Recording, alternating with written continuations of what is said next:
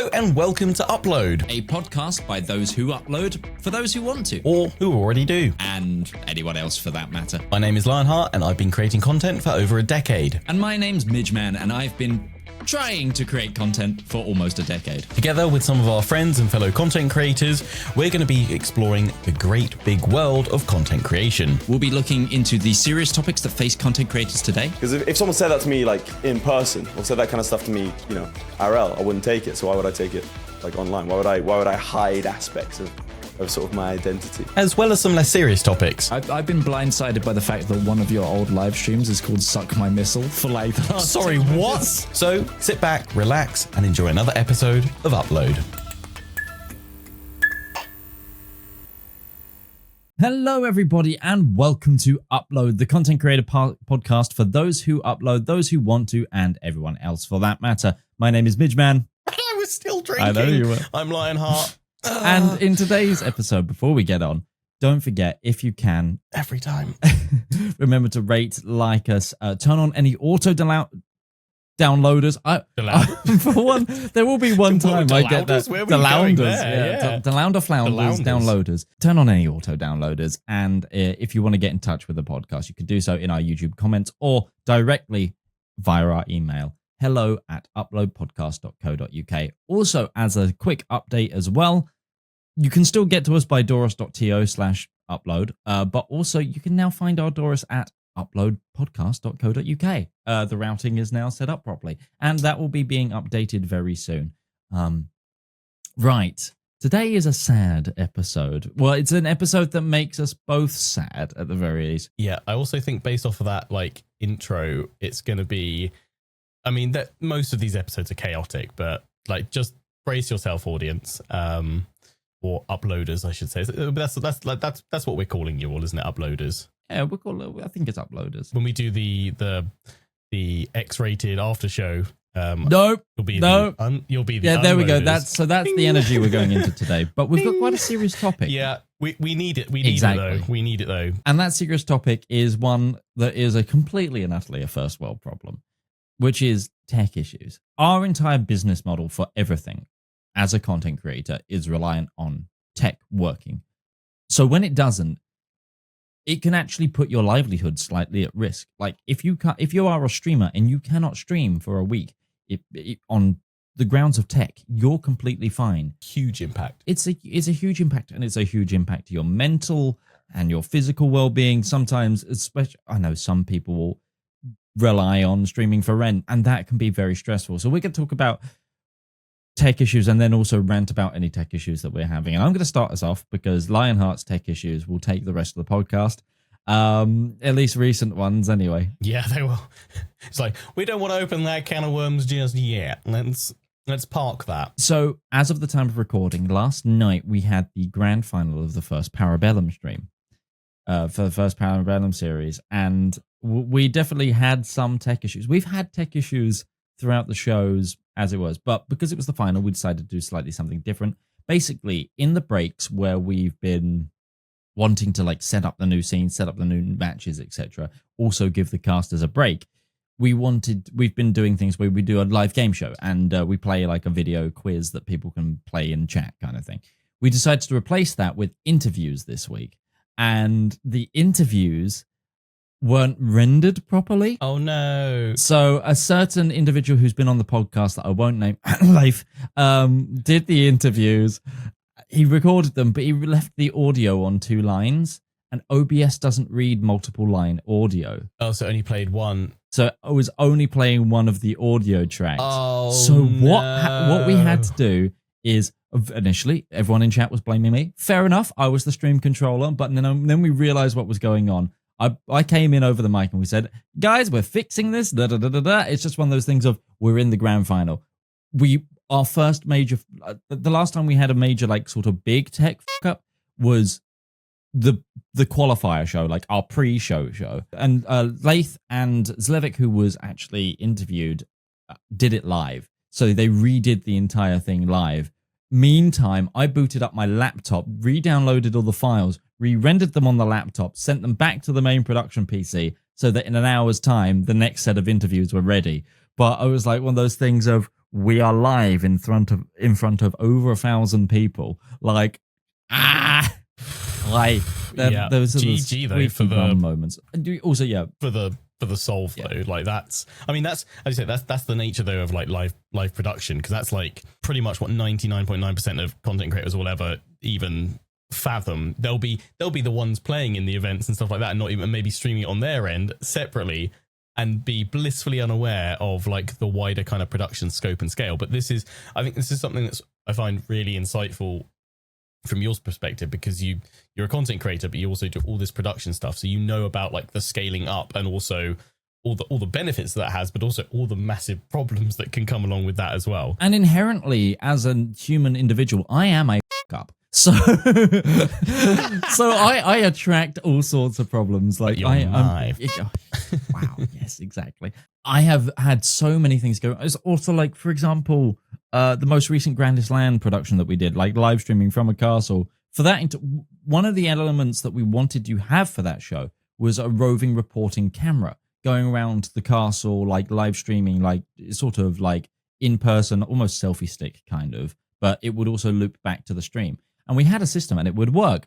The problem was the castle's Wi-Fi, like all wired connections, crisp, fast. Absolutely. The Wi-Fi is going to hit all those stone walls and not really, you're going to have like so many dead zones. You need like a long corridor to shoot Wi-Fi down, and that's about it. Exactly. Damn you, stone castle builders! Damn Polish castle builders that made really withstanding fortifications and keep out defenders and also Wi-Fi. Fuck your crenellations. You're ruining my stream. It's literally the only way you'd be able to actually do that is you'd have to put in Wi-Fi extenders via like power lines, probably in plugs everywhere. But there were, and it was still oh no. Yeah, it was a combination of stone walls, desperate castle, and also just 60 people using the Wi-Fi on their phones as well. Like on top of that, like a Tannoy announcement. Could everyone get off the Wi-Fi, please? No, it's but there's been all sorts of things. Or it's like sometimes you bring in a video, it's too loud. Sometimes someone's too quiet. Trying to live mix things is always so. Like for example, now when I'm doing those live productions, I'm wearing 2 sets of headphones. I have a headset that I call my cans, which are ones I can use for communication to like backstage, that kind of thing. And then I have my "This Is What Broadcast Is" headphones. And if I'm not on one on the other, like I jury rigged such a setup for the Parabellum production. So I have, this is going to be another shout out to my SteelSeries headset. You can connect it via its dongle to one device and then Bluetooth to another. So this was connected to my PC. Bluetooth to the other, yeah. So you get multiple feeds. And then on my laptop, I had a second Discord account in another Discord room. This connected to my laptop via Bluetooth, so that if people needed to talk to me backstage, they could. And then I turned the mic on the headset to talk to them, mute the mic that's going to the caster room or to stream, depending if it's live, which is this mic. So I could talk to them without interrupting the broadcast, and then convey information, or vice versa. Then I can switch to this headset and hear what the audience hears. It was like convoluted. Do you use a similar system like that when you do like the live productions at like castles and stuff, or do you use do you go to more like traditional kind of like walkie-talkies on separate like channels for? Oh God, Dan, what did we? I think or walkie-talkies, like, is that like the dream for the live production to kind of go to that? Do you just shout down a long corridor going like, "Midge, if you're there, channel 5"? Basically, because we were such a small crew that time around. With the live production, it was the people would come up and talk to me because I'd be on a desk next to where the stream was going. We'd have cans to hear what's going on stream, and we had a microphone so that we could go into their ears because they had noise cancelling headphones. They could not hear anything outside, but we obviously could. And then I think it was more like a gopher system. We used people who were there. It was essentially we sent a runner. We went like World War I tactics and just sent a runner. Shout out to Adam. I don't know if you'll be listening to or Firefly PG. He's a small streamer. Definitely go check him out. Lovely guy. Used to work for Paradox. He was there almost just. He was meant to be just doing some social media work for the Hoy event. Basically, I ended up paying him because he did so much work for us. We needed extra crew on that event that we didn't have, and he is like me. He has a background in acting and theater and worked in shows and stuff. So he had that knowledge of like how a set works and like how important some of those things were. And he was an absolute gent. Also, just on tech issues, we didn't have a streaming computer up until an hour before the first stream of that event. The reason was we were this was I don't want to name names, but a certain company that we were hired there for put their security system on it that needed to be connected to their intranet, and we were not on their intranet. We were in a castle in Poland, which caused us some issues, and we may or may not have flashed one of the drives and installed a new version of Windows just so we could stream. But just get on it, yeah. But yeah, we were ahead of time on our tech day. We had 7 hours before the stream. We were just about to boot up. Like, we'd had all the lights plugged in, done all the placement, done all the mics, connected up all the game PCs, and they were like, right, all we have to do is implement the stream scenes, like do all that. Like, the more, this is when it would be handed over to me. The rest of the crew had cleared out. We'd run all the power, done all the like manual setup, and then we were like, we can't get into the PC. And then it was that for 7 hours of us trying to get into the PC, working out. How fast was the internet to like run any updates and stuff? Like, it was good. Like that was fine. Like, because it was, again, it was like, well, it was a LAN. So like, that's good. Cause I was just thinking like, cause doing a fresh install Windows, that's like fairly quick. Like, it's like 20 minutes pretty much, like for the latest versions. But then you're like, you probably want to get some of the updates on to OBS, got to get Rhodes software for the Procaster 2. Get like graphics drivers or whatever, just if you're encoding on that. Yeah. Graphics drivers, download EU4. I feel stressed just listening to that. Like, the tech team for the event were absolute legends. There was a guy called Mache who was essentially the tech guy. He was basically kept like, I can't work out this. We were both sat there and he just goes, he's the one that went, do we just flash one of the drives? And I was like, we've got an hour and a half left. Yeah, we'll just flash one of the drives. Was there a backup like plan if that, like, if you hadn't flashed the drive? Like, was there, like, I don't know, we'll just we'd cancel day one of the stream. It was that tight. That, or I'd rig up my laptop to be the streaming PC. Oh god, yeah. Which, you know, isn't actually too bad. I've streamed from that before. It's got a 3070 and a 5800N. It's just making sure it like could configure all like the USB feeds and like, everything coming into it, because you could like overload it. And yeah, like, I would definitely love to be like part of one of those productions at some point. But like, I'd just be like, hold me. Oh, actually, post this. I need to collar you about possibly a non-in-person but possible event production. Just put it this way: it's for a certain game that you are probably very proficient with. Has it been one of the ones that's been crashing this week? No. That's good. I'll take that right now. I'm just like, I'm so done. It's probably your mainstay of games. Anyway, you've been having tech issues. And it's been ruining your life. Some people might be like, that's surely like an overstatement, but yeah, it has, because I go to sleep stressed and I wake up stressed. I'm stressed this morning thinking about, am I going to have a day where I have crashes, or have I fixed it?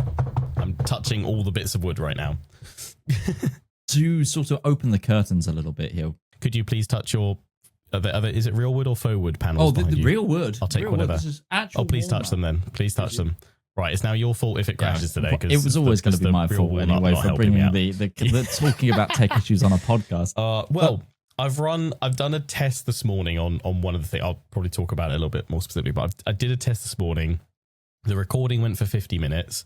Okay, I wasn't streaming at the same time, but I think if it can handle the recording, that's fine. So it's not that triggering it. And then the game ran for, I'm trying to work out in my brain, a quick bit of maths. Ran for about 8 times as long as it has been doing while it's been crashing. So and that was a considerable amount of time that it was running. And I don't think the whole series that I would do would run that long if when I do it. So it should mean that it's stable for me to play through, hopefully, unless it's some kind of memory leak that builds up over time. But I think it's more just a letting the game run thing, from what I understand of it. I would assume so. That would be my guess as well. And I've also had, because I did some changes and tweaks yesterday, and then I did multiple tests on both the base game and the modded version I'm running, and both of those held steady and stable. The only thing missing was that I obviously wasn't live and streaming at the same time, but I don't think that's the problem. So the biggest issue I'm having right now is that with all these tech issues, I'm not having any like blue screens, I'm not having any crash dumps. It's just the game is just closing, or the software is just closing, and it's not giving me an error report because it's just like, hey, something happened, we're restarting. So it's like, I had a crash, but it's not serious enough for me to go, oh no. Like, it's like, I'm fine. I just fell over a little bit, but I'm still walking. It's all good. And this is what I hate as well, because last week was the first week I had with my brand new NZXT PC, which I love. It's a beast. It's unstoppable. Its rendering power is ridiculous. Gaming power is crazy. It's a lovely system. Last week was first week of streams. Everything was fine. No crashes, no issues with streaming software. Brilliant week, and thought, wow, this is a very different experience to when I last got my last PC with my previous sponsor, because I then actually probably had a mental breakdown with that. I actually took off like 3 days in the end, halfway through, because I was like, and I had to essentially... I think I remember that. I think I was helping tech support in streams. Yeah, you were in chat, like we were trying lots of things, and I was...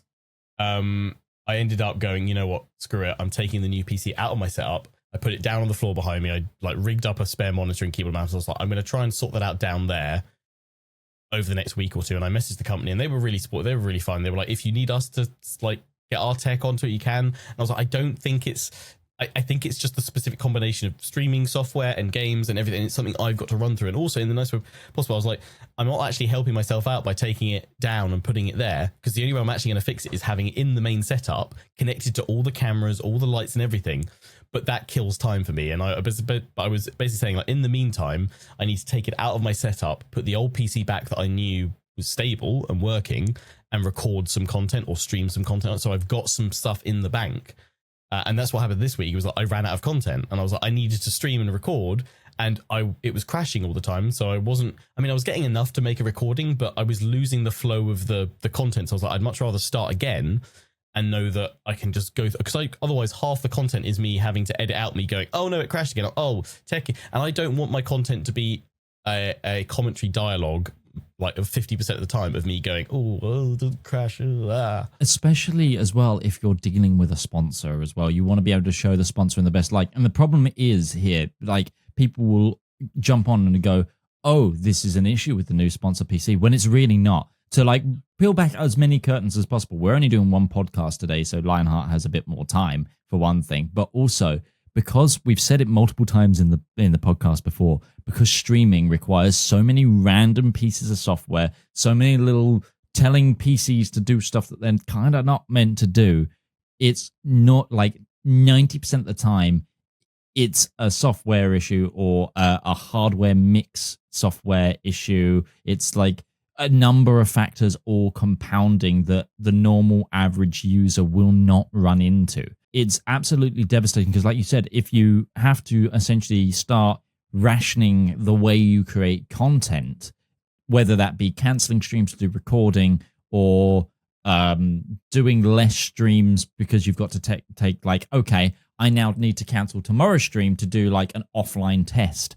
And also that takes up your computer. So like you have to do things like, okay, can I boot up a laptop to do some rendering in the background? Can something happen to like alleviate these problems? It's, imagine basically, I'm trying to put this into... And the worst thing about all of this as a creator is that I can't go next door to my IT department and be like, hey, help me fix this, because I'm on my own. Yes, I can trawl the internet, I can reach out to, friends and contacts, but it's still not the same as like physically having someone there that can jump straight on and start troubleshooting with me. And that's honestly, I think that's the only way that would probably, I think my mental health would still feel impacted, but it would be the only way that I would be like, right, there's a professional working on it, they'll fix it, they'll figure out some way of doing it, because it's all on you as a creator. you are your tech support, you are your IT guy, you are, you know, the admin part of it all, as well as the creative entertainment force behind it all. And that takes its toll. When you are getting frustrated as well about tech going wrong live, your audience can see that. That has a negative impact on it. The quality of the stream drops because, and you like, it hasn't happened this week, but I know when I've had tech issues in the past, I've been like snappier with people and being like, oh, can you like, guys, stop it? Because I'm getting wound up basically, which obviously is completely understandable given the situation, but I don't want that to be what I'm about on stream. Yes, I don't want to be like, oh, I'm not, you know, not a superhuman with my emotions and perfectly able to keep it all balanced all the time. People are just trying to help. People are just trying to often make light of the situation to try and cheer you up, but often that just goes the opposite direction of what they intend. And it's just like, but I mean, my community this week has been super supportive. I've had like yourself included, like people coming into chat, offering tech support and articles. And we ended up on Monday, like going through a load of stuff, trying to. You had some really cool people in there helping out. Yeah. Troubleshooting stuff. Yeah. And I think we have narrowed it down quite firmly as to what was causing Crusader Kings 3 to crash. That was like one of the main things. And that is a pretty much global widespread issue with the latest Intel generation of CPUs. So again, this is not NZXT's fault. Their system, as they built it, as they've stress tested it on their side, because it comes all fully stress tested. You have a test report actually when you first load into the PC when you set up Windows, which is pretty cool. I want them to add CK to their stress test now. Now we're like, we need to stress test that. But yeah, they go through all the standard stuff, and obviously it all passes all their stuff. So they're like, right, it's good to ship out. It's all good by all their metrics. It's fine. And I mean, there's no possible way that they can test every single game or, you know, every single combination of software. Like, it's just not possible. And also with PCs in general, there is always, and I think there always will be, that element of it's not like a console where it's very limited in the wider scope of stuff you can do to it, and everything that you can roughly do to it, say for like hacking it, is all provided by Sony directly, and it's all authorized legitimate apps that largely, if there's a crash, there'll be a very quick patch to it, and it comes from a head office, you know, a main central point out to all systems, which are all the same hardware. Every single piece, well, not every single PC, but the vast majority of PCs are all going to have various different varying elements of hardware, different setup, but also the nature of PCs. Two identical PCs with the same exact hardware. Like, you could buy another NZXT Player 3 Prime like I've got, and it would behave differently. That's why RAM is sold in pairs, and you have like marked number pairs, because it can be so, like, sometimes RAM pairs don't go with one another. So, and you have to get the slots right. There's so many little things. Actually, this also brings me on to another thing.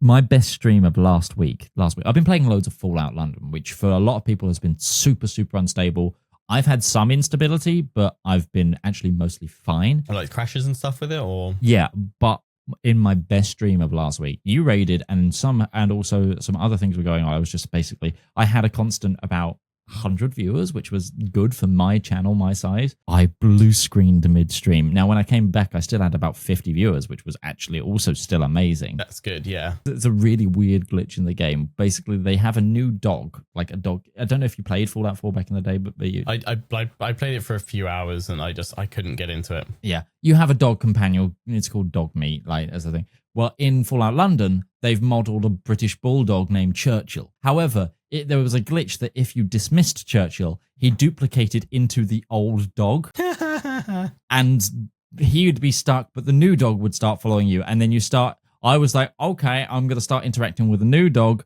and just roll with it. Started like using the inventory on the new dog, blue screened the PC, and I was like, oh God, don't touch the dogs. Yeah, you're like, wow, that's a serious, like, I guess that's probably memory leak. I'm guessing it was a memory leak, and because I removed Polypop from my streaming system, which was doing a lot of things, so my cameras aren't running off of ridiculousness now. But I'm now using VTube Studio in the background and still doing lots of things, and I was also recording my camera and games separately as separate files beneath it, and then running Fallout 4, and it's just like heavily modded Fallout 4. It was like, yeah, you're kind of at that point, you're waiting for it to crash, aren't you, really? You're like, it's... Oh, yes. Oh, yes. I mean, that's the thing, though, is that we always come back to, like, saying, like, we are pushing our PCs beyond limits. In a way, I'm kind of like, I think it's almost probably fairly common for most streamers, creators probably have a crash or two a week, probably.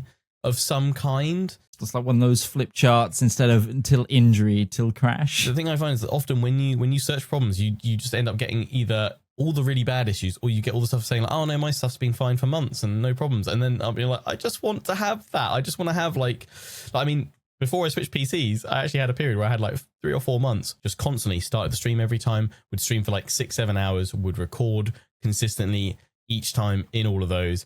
And I was like, this is bliss, because it makes my workflow so easy, because there's no external elements to worry about. There's no further troubleshooting. I can just do, at its core, what I want to do, which is get on, play games, and chat with my community and have fun doing it and tell a story. The vast majority of your audience think that that's all you do, but behind that, you are dealing, like right now, I am going to be trying to put on like a brave face for my streams and just hope that today I can get through them all and they all work and I don't have any crashes with the software or the games.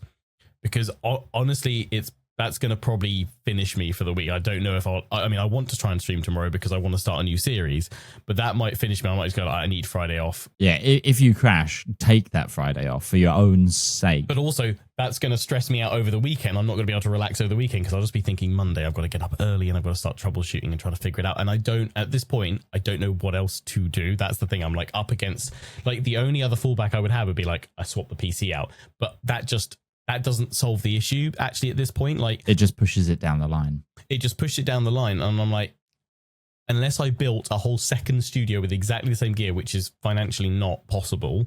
I mean, yeah, okay, I could splash a load of cash, but it'd be so wasteful to do. Probably what I'd try and do is see if I could do some recordings on the PC of all the series that I'm usually streaming and do them as offline streams to build up a backlog. So I then clear a couple of days that I can then be like, right, I'm going live, guys, but this is probably going to crash at some point, and just try and live troubleshoot it. But I'm hoping, because I've done everything that makes sense. The wider Intel issue at the moment is basically their latest, well, it's highlighted, this issue's been going back since potentially even the 12th gen CPUs. Primarily they're talking about 13th and 14th gen CPUs being affected, but it's ever since the 12th generation introduced separate P and E cores for their processor, rather than keeping everything unified and then looking at hyperthreading. Essentially what they do is the performance cores are your performance cores for the most intensive tasks, i.e. gaming, and your efficiency cores are ones that spool up for multi-threaded applications. So typically they'll be used for editing, 3D modeling, potentially even some rendering and things like that.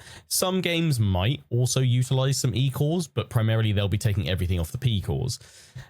What has seemingly happened is that the latest round of like motherboard chipsets and motherboard manufacturers have not followed or implemented Intel's default power limits for when your CPU turbo boosts.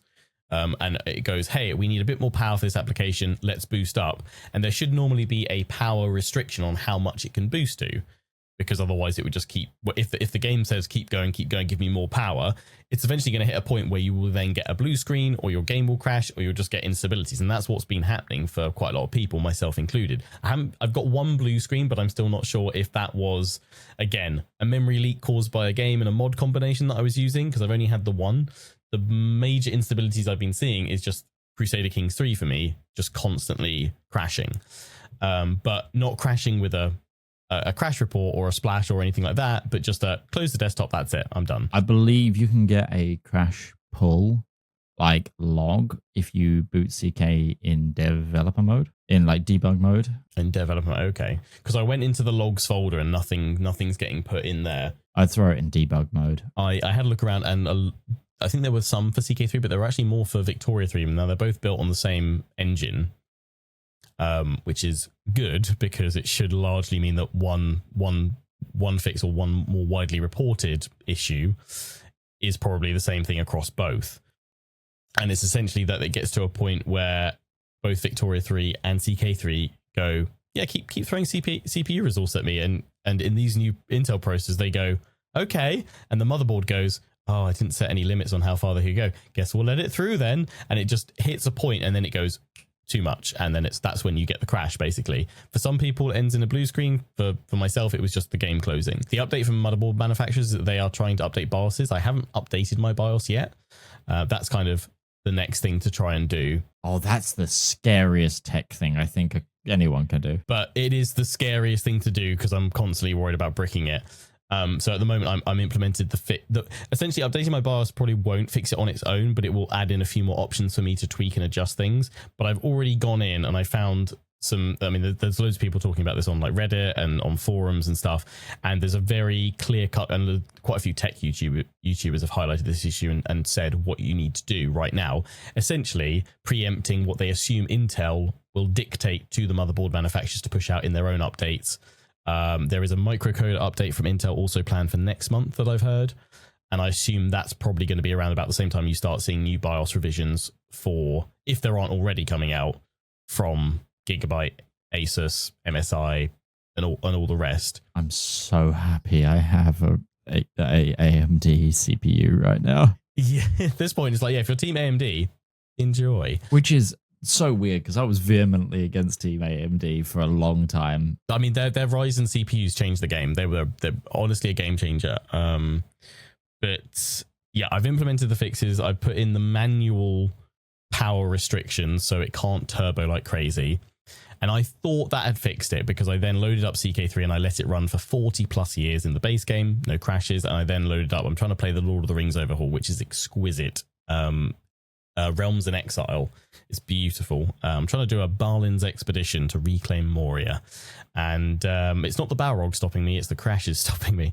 But I managed to do this, do a second test, and I let it run for like 40 years in game with Balin on the save that I had made just before it started consistently crashing like every 5 minutes. So I was like, if it's going to crash off this save, it should happen pretty much immediately. But I'm there with beta. I was like, I'm going to have to go out of the room and come back and see if I see the game screen or a desktop screen, because I can't like sit and watch it. It's going to like break my nerves too much. And I came back and it was fine. And then I watched it for like another 10 minutes and it was fine. And it ran up to like, and then this morning I've run 165 years in game while recording to try and stress it on the streaming software. So, okay, I wasn't streaming, but I was recording, which is probably half the stress, to be fair. And that was fine. So fingers crossed.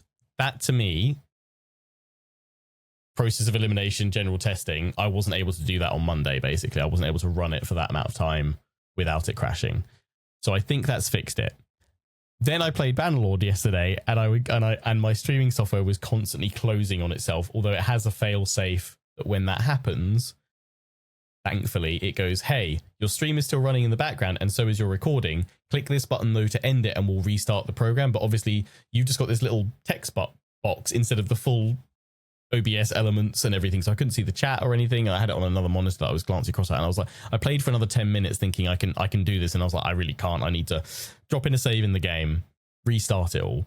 But I was like, why is that now happening? And we tried this a few times and it kept happening. I was like, the only other thing I enabled was XMP for my RAM, which is essentially overclocking your RAM. And most of the time, it's generally widely considered like, yeah, turn on XMP if you've got faster RAM, because out the box, the speed of your RAM, mine's 6,000 megahertz RAM, will not be the speed you get.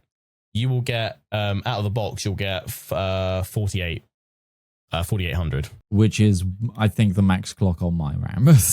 And I was like, and to be honest, I've never been one to really notice much if any performance gain through overclocking the RAM. To be honest, when it gets to that, when you're dealing with that kind of speed anyway, I definitely noticed it back in the day because I went from like, what is it, 3122 RAM to 4800, which that was a joke. I think probably the biggest thing now is more like capacity, because games just optimize and utilize more RAM capacity better. And once you've hit a certain speed, 128 gig. Yeah, you've doubled me. Yeah, madness, man. But I think once you've hit that certain threshold, that certain limit, it's like it's not really going to show any tangible stuff. Maybe you'll get a better Cinebench score. So if you're really like keen on breaking through those Cinebench scores and stuff like that, I mean, XMP in general can cause quite a few instabilities. So I was like, you know what, I'm going to disable that as well. And then we'll go. And then I streamed for like another 2 hours and it was okay. But that means nothing, people. That means nothing. That could have just been the software yesterday going, I'm just going to be a dick today, frankly. Because we all have those days where the software just doesn't want to play ball. But the next day, and because again, last week, software was fine. I've not done any major updates. I've not changed any configurations. The stream I did on Friday was lovely. I ended it all. I woke up Monday. I went to stream. No settings changed. And it was horrific. Sometimes streaming software just chooses violence for the day. So that's the thing. Last week I had a thing where my new chat buddy stopped working. Like the text to speech was working, the studio was working, but they weren't talking to each other. Even though it said they were connected, it was saying they were unconnected. Do you know what I had to do to fix it? I had to change the port that they were talking to over. Yesterday, I started the stream and I couldn't hear anything. And I was like, oh God. I was like, the speaker's on. The headset is on. Like, no, don't give me more issues on top of the issues I've had. And then I was like, I've been in this situation before. Think, Lionheart, think, what was the fix? What were you doing? A similar situation. There's only one thing that connects what you're doing with this system and this audio setup, which is totally different to the previous system we had. Voice meter. Every so often, voice meter goes, you know that input that you selected and you know that output you selected? I'm just going to, even though I'm going to recognize them both, I'm not going to process it. So they're both flashing red when I open up voice meter, and you literally just have to select the thing again, the input again. And then it worked, and I had audio being kicked out here, and I was just like, actually, I did a dumb the other day as well. Why? So I because I'm very bad at checking chat, if I get into a game, I will hard focus on the game. So I actually have a inaudible to stream, but audible to me ping that will tell me that someone's messaged. And it refreshes. So if the chat is really alive, I don't hear it. It's just like reminder pick sort of thing. I was like, I haven't been hearing any chat pings. Oh no. What's going on? I'm wearing the wrong set of headphones. They only go to my SteelSeries headset. I was wearing this and I was like, I'm such an idiot. I was like a minute and a half into tech fixes going like, this is all should be working. And then I went, that's like wearing your glasses on your head as a streamer is what that is. That's what that moment was for me. And I think this as well, like, I don't know about you, I find sometimes like my community will be like, don't worry about it, sort the issue out another time, because they're obviously, they just want to see the gameplay, and you're like, I totally understand and appreciate that, but also I can't now focus on anything but this. It just, for me, it just consumes me. I can't kind of be happy and focused again unless I have some resolution to it. I mean, there'll be times where I'll be like, okay, I know I need to like restart my PC for that. That's fine. Oh yeah, also sometimes just restarting your PC will like fix a load of the stuff, because it's like it's clearing the cache of something somewhere. But you can't do that if you're live. You can't do that if you're live. Yeah, you're like, because as you say, the hit to your viewership. And I mean, I had it yesterday. I was doing really well, and then the crash came, and I was just like, oh, great. And I mean, for me yesterday, I was doing like a hot sauce challenge as well, so it was quite a big event for me. The start of a new campaign as well. On that note, there is like, so something I use. I've got on and off of using Restream for like multi-streaming. I'm currently using it again with Parabellum because I don't have enough processing power on my PC to record. Because that does the transcoding their side, doesn't it? Because it's, the recording and then the encoding for multiple streams. So I'm letting them do it. They actually have an option where you can set up a holding screen if the service goes down. So like if your stream goes down, they can put up a holding screen on your stream and only end that if you need it to end, like if you tell it to end, in the same way that like, oh, so it kind of keeps it keeps the stream live and allows you to then feed back in. Yeah. Which I was like, so that's I was like, that would be really I good. think that will be the way, like, in the previous episode we're saying with the event of multi-streaming plugins coming in and like Atom doing multi-streaming. And I've heard really good things about the Atom multi-stream, but I've also heard some interesting things, which is like it doesn't require you to do more encoding, but you have to encode at the exact same. Like you can't do like 720 place, 1080p another place. It all works, and so basically I think it's just like a routing thing, like almost like a mini routing table for probably the settings that OBS uses to do the new Twitch stuff, which I also have been using, and it's actually been very good. Where you send multiple encodes at the same time, and that just ups your bit rate, and that's the only noticeable difference on your process. I think that will be ways that products like Restream survive. It goes, okay, we can offer like a holding screen where you don't ever actually go down. Yeah, like kind of full streaming protection. No matter what happens, you just click back in again. Because it would be really good to have that as an option. Like if the streams go down, like I don't know if they changed it or not, but I found recently with it me like the stream cutting out or whatever and having the crashes and stuff. I found that their dropout protection thing that they used to have, or that they still have, I don't think it works as well for me now as it used to. Like I used to have it sometimes where it could crash. I'd have enough time to reopen OBS again, start the stream, and it would stitch it and connect it back to the previous one rather than start a new session. Whereas now, instantly, it does it straight away. So I think perhaps they've changed something there, because that used to save you a lot of the time, because it would just flash up the big like disconnected like emoji meme thing on it, and you'd be like, but it would say like you've got 30 seconds or something like that to kind of similar to Restream to re-plug in your feed, and it would then just reconnect everything again, which is great for stream consistency and keeping the viewers there, because yeah, it only takes it to go down for everyone to panic, or you know, all the lurkers sitting in the background to just go. So I guess, I mean, probably let's pivot this onto how it makes you feel. All this pretty awful, to be honest, because as we've said, like there is no one I can turn to here physically. Okay, yeah, I have all my community, and I'm, you know, people like yourself as well, all chipping in, you know, wanting to suggest stuff. As I said, I think I would feel far more assured if I had someone in the room, like with me, knowing I can hand off to them for a bit, because even with taking community advice from other people, it's still me going, okay, well, how do I implement that fix? I'm Googling that. I'm trying to, it just takes its toll. And I don't think even for the kind of like most strongest fortituded mental health, the strongest willed, and those with the kind of the strongest, I guess, shields to their mental health, I think this is one of those things that just breaks it down very quickly. I mean, I like to think I've got a fairly reasonable tolerance to most things. You know, I appreciate I'm working a lot of the time in a fairly stressful environment, in terms of, you know, if stuff goes wrong, it doesn't just go wrong, it goes horribly wrong, most likely. Like, you don't have little blips, you have it like either probably catastrophic or everything's fine. Like, I don't think there's much middle ground most of the time. Yeah, sometimes there's quick fixes, but they're kind of few and far between. Most of the time, it's a pretty big hit when this stuff happens. Yeah, like Monday, I felt so deflated. The biggest thing for that was like, it was meant to be the start of a new series. I was excited because the plan was to be end the stream, quickly throw the first episode into a quick edit and get it out that evening to kick things off. So immediately, as you say, my mind's going, well, that new series would have generated more views, would have more revenue. That's instantly had an effect, like on the channel. That was meant to be the big kickoff. So I don't have that now. Also, I'm now having to squeeze my incredibly full schedule. I'm trying to push that around to squeeze in a time to try and do this again, because it didn't work. And then when that fails, I'm like, when do I do that again? So the whole schedule I had nicely planned out for the week is out the window.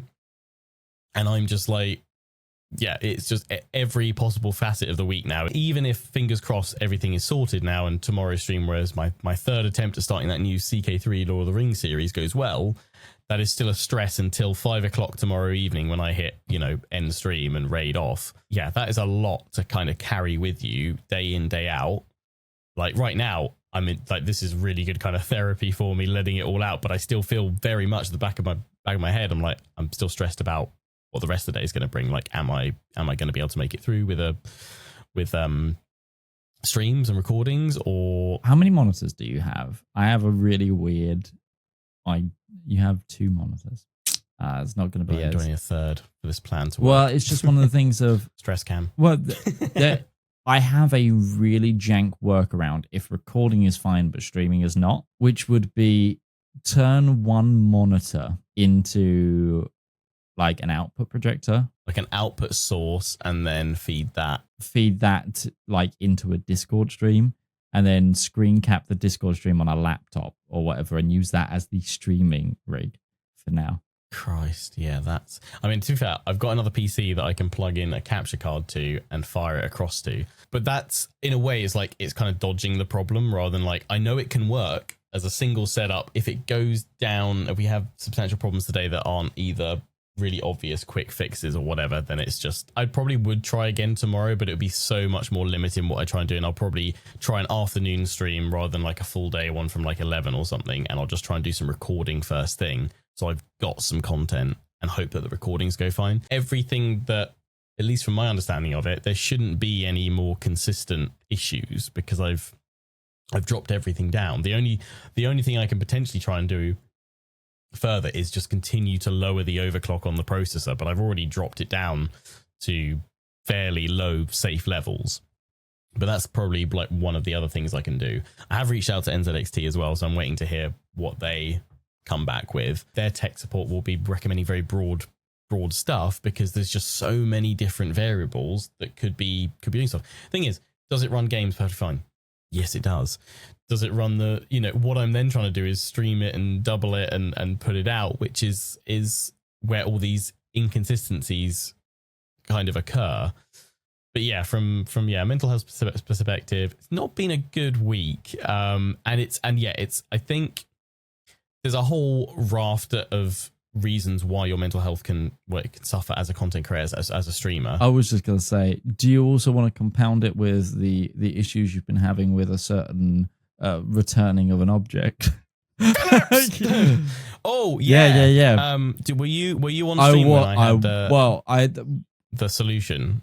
Well, the update. Yes, I was, and this is why I feel like this rant should come out as well.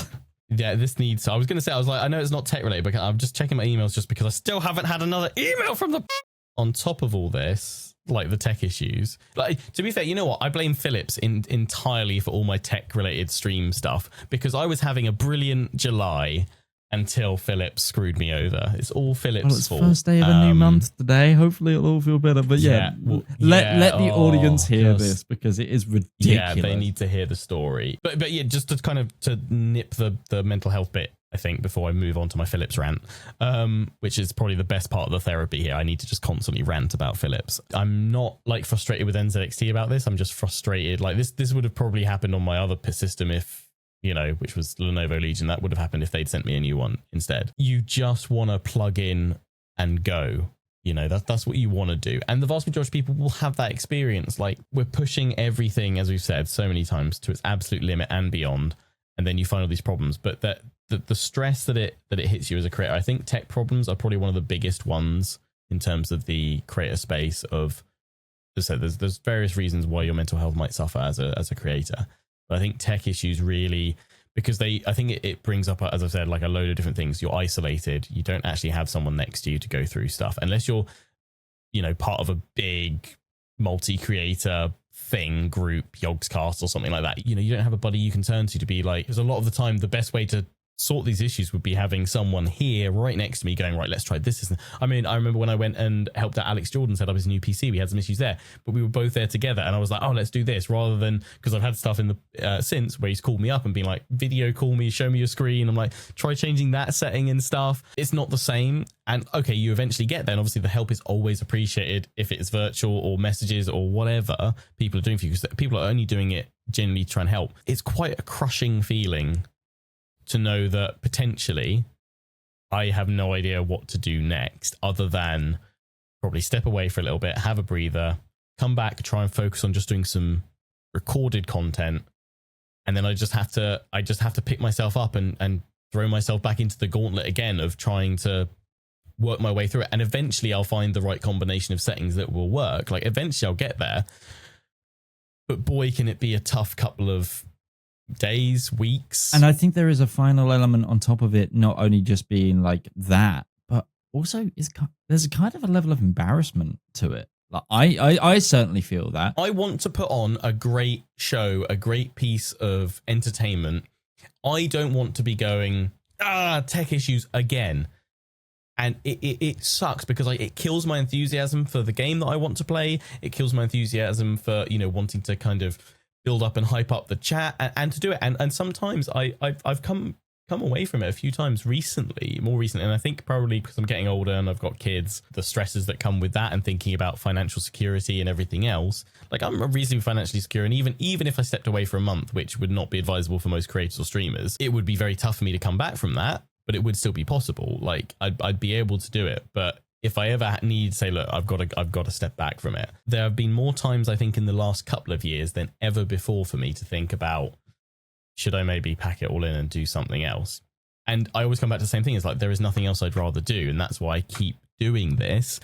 But it's also why I have started talking to you about seeing if we can work on stuff collaboratively going forward and actually almost transition into that space in between creators and developers and publishers to say, let's take all of that experience and do production stuff or other bits in between, while still, we're always still going to be in the creator space because it's still a very useful experience and tool, and we're going to keep our ears to the ground of new issues and new tech and everything else. I still want to, start pushing forward to looking at other opportunities, but I would also still very much like to keep doing this for the next 5-10 years. It's just, I think, I'm coming to that point where I'm like, you know what, either I'm going to have to step away for a bit of time and go, no, I need to just switch off, because you never really switch off, and just actually go, right, I've got to switch off, and then I've got to come back at it fresh mind or whatever, because otherwise it is going to lead to probably some like properly serious mental health issues, I think, because I can feel that kind of, not slipping, but I can feel the toll it's taking on me. I'm probably painting a very doom and gloom picture here. Like it's not all doom and gloom. And some people are like, come on, it's just a few settings and some crashes.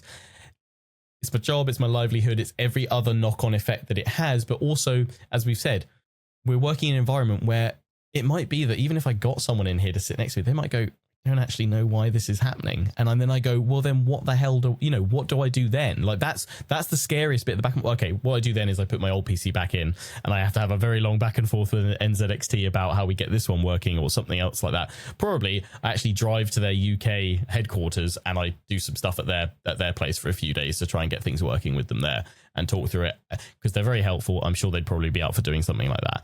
But that's weeks or potentially months of disruption and changes and stuff, when as we say, all we want to do is put on a great bit of entertainment. It's like a performer going out on stage and the light's never coming up.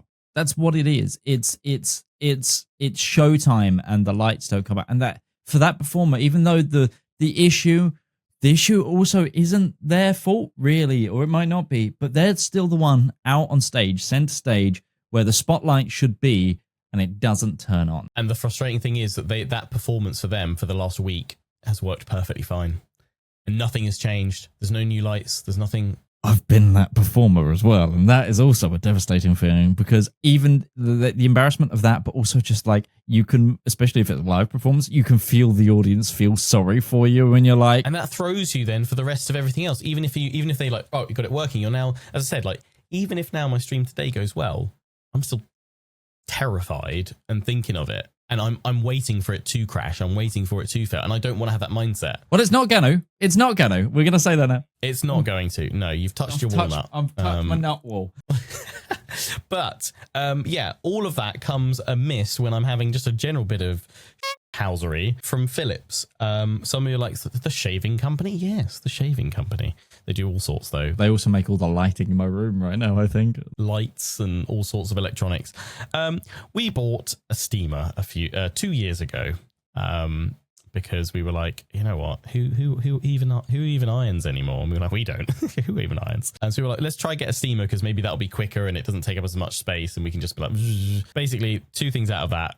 It takes up probably just as much space as having an upright ironing board that you then, when you then set the ironing board out, it takes up more space, but when you store it, it probably takes up the same amount of space. And two, did we use the steamer more regularly than we would have done an iron? No, we didn't, but we could use it a bit more rapidly, because you just whack some water in it, turn it on, and within 10 seconds it's blasting out hot steam to decrease your clothes and things like that. And then plugged it in at the start of the month, start of July, I should say, actually, by the time this goes out.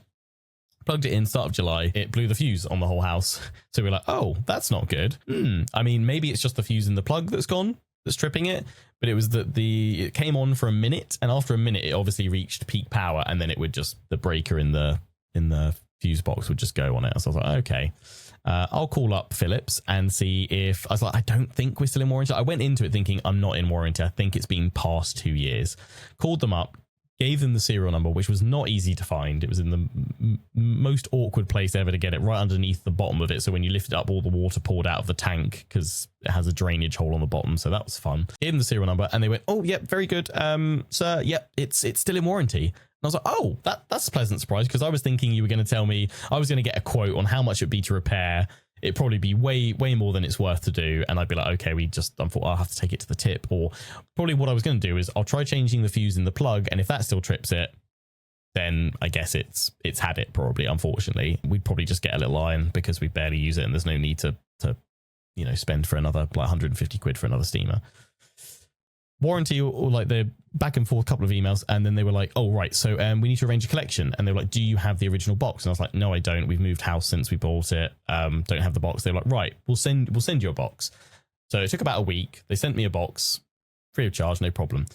Tried to putting it in the box was too small, so I emailed them back and said, the box is too small, here's a picture, I can't get it all in. No problem, we're escalating it to a different team, we'll send you a bigger box. Ah, yes, the bigger box team. Yeah, the bigger box. If you don't have a bigger box team at your company, you're not on Philips's level, guys. But yeah, 3rd of July was when I called up, and it turned out that was also the last day, apparently, I think, of my warranty, because we'd actually ordered it on the 3rd of July 2022, although it hadn't arrived until like the 5th. So I know some people say it doesn't start until you receive it or whatever, but I was like, well, we were all in warranty on the 3rd, and that was confirmed by the customer support person. A week goes by, sorting out the small box, that's no good.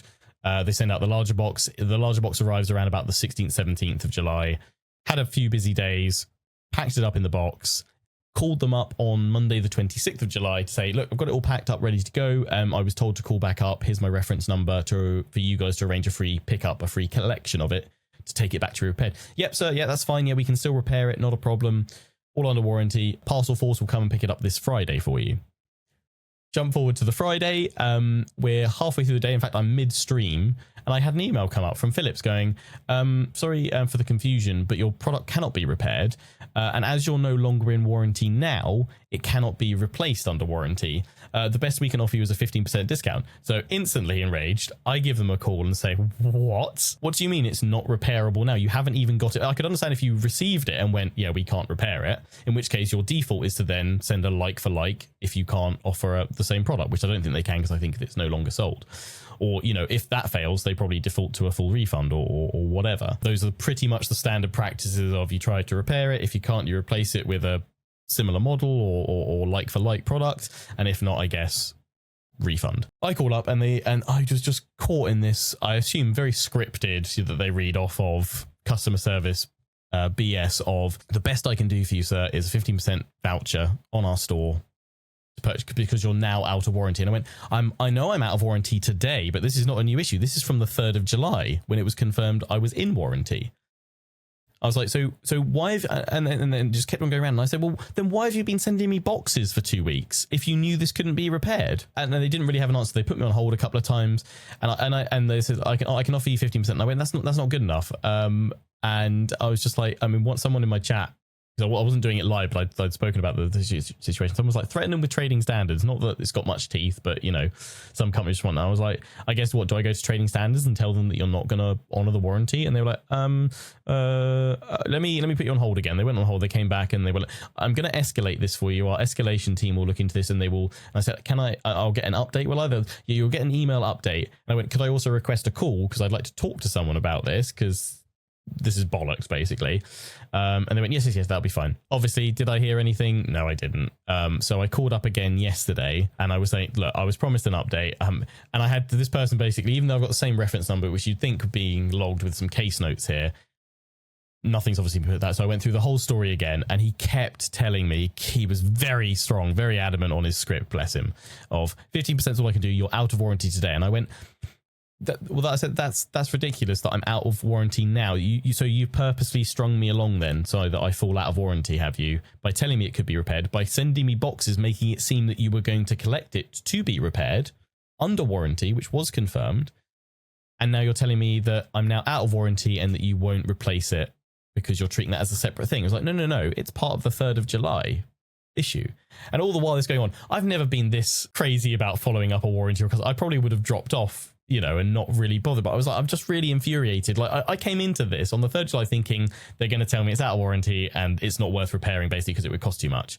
You know, I was ready to roll over and just be like, yeah, okay, I've got to accept. I've got to take it down to the tip at the weekend and buy an iron. But because they told me from the off that it was in warranty and they could repair it free of charge, I was like, oh, great, fantastic. That's a great result. Yeah, happy days. And I don't want to be wasteful. Now it's the principle. Yeah, it's now it is the principle very much. I'm like, well, I was like, so are you telling me I was lied to? And they were like, you were in warranty on the 3rd of July, but you're not now. And I was like, great. I very much fully understand, sir, the concept of going out of warranty, but I've not gone out of warranty, have I? Because I have an active warranty claim. You know, that's still, the ticket is still open here. We haven't resolved this. And again, I said, like, why are you sending me boxes then if you're not going to repair it?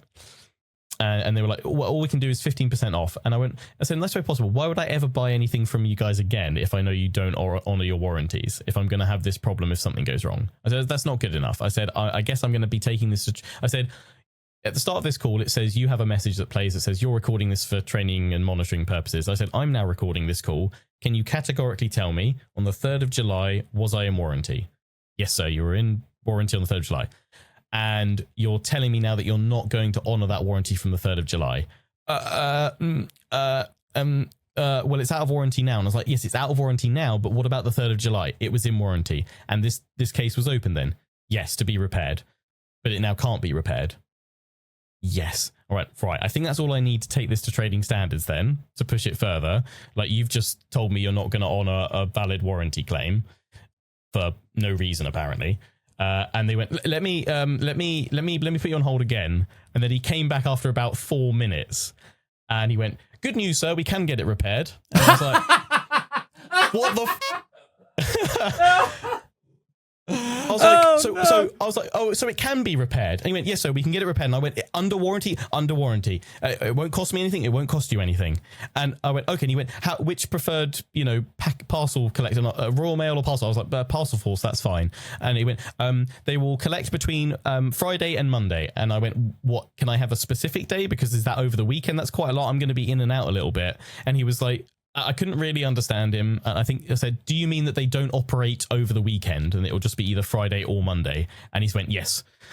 I still don't know if that's actually what he meant, but potentially Friday or Monday, there's going to be a collection. If there's not, oh, hell, am I going to be flipping tables on Tuesday morning again going, because I also said, right, is there anything else I can do for you right at the end? And I went, yes, I'd like an email confirmation of what we've spoken about, which I think is a reasonable request, right? Because you've clearly now actioned. He was like, I'm going to approve a repair for this. And I had all this, I've got this, like the last 3 minutes, I was like, I'm going to make sure I record this. I was like, I wish I recorded the whole call, but I was like, I'm going to record this bit and I'm going to get him to repeat, basically putting himself in trouble if not, of saying it was in warranty on the 3rd, it's not in warranty now, but this is still going from the 3rd. Have I had an email confirming it? No, I haven't. So I'm now just hoping that I just get either an email from Parcel Force at some point confirming that they're coming for a collection, or that Parcel Force either come to collect on Friday or Monday. And if they don't, then I'm going to call them back up again and say, look, I was told, and I've got the recording, because I think that basically that should make them escalate it, I guess,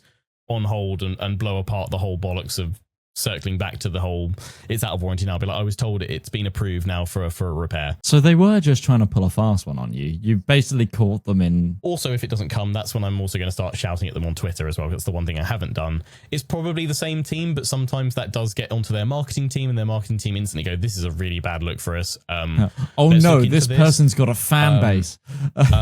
Quit. Right. Yeah. Okay. We need to follow this up. Why the hell has he been put in circles? Why haven't they approved a...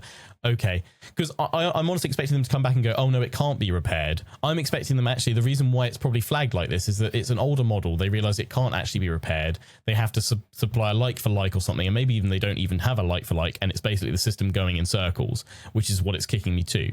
But no one's got the common sense basically to go, right, in which case it's like, basically I need to get past the first or second tier of customer service here to get to someone that can actually look at it properly rather than just following the script of it. Do you want some fun news? Yes. So Philips UK head office is in Farnborough. Oh. So next time you can call them up like, I have a specific set of skills. I know where you are. I will find your head office. I will come to your offices and I will throw a steamer at your doors. I will throw it through the window. Yeah. Had all that going on as well, which... That's irritated me and frustrated me as well. I was going to say, I've put in the UK Philips UK head office Farnborough, and there's people leaving Google reviews. Clearly, when they've had like bad customer service experience, it has a 2.2 stars because everything has been negatively rated. Well, there'll be another review soon if if this isn't sorted. But I mean, at this point, I do not hold my hopes out that I'm getting a delivery. A collection from Parcel Force tomorrow. Oh my god, I'm seeing a lot of people with similar stories to you here. Oh, are they? Oh yeah. Really? On the what do I search? Just put Philips UK head office. Oh, Google reviews. Here we go. Not interested in helping with support. 6-year warranty completely useless. Disgusting service delivered somewhere. So we can now title this end of the episode Philips Exposed. So to have existing tech issues on already hit you when you're tilted, essentially. Yeah, it's just It's just downright painful. Is what it comes down to. But friends, we've run long today, but that's quite all right. very much enjoying those reviews on that is yeah. I mean, there's one or two that the Philips team have replied to, basically going like, please reach out to our like official social media or complaint forms, and we'll try our best to sort it all out. Clearly, there's a social media team that are like their day to day. As someone who works in social media, it's just like a thing. There is a social media team that is like, we hate what one part of the company is doing because it causes us like 90% of our job load. Next podcast, I might give you guys an update on it, because by then I will have called them again, or fingers crossed, it'll have been collected. Let's see if we can get the social media manager for Philips on the podcast as a guest. Yes, I will. I'll be like, I'll message them. If not, I'll message them to Escalate and say, also, would you like to join us on our podcast? We can go through the warranty claim issues then, but we can also talk about the trials and tribulations of managing one of the worst rated head offices on Google Maps.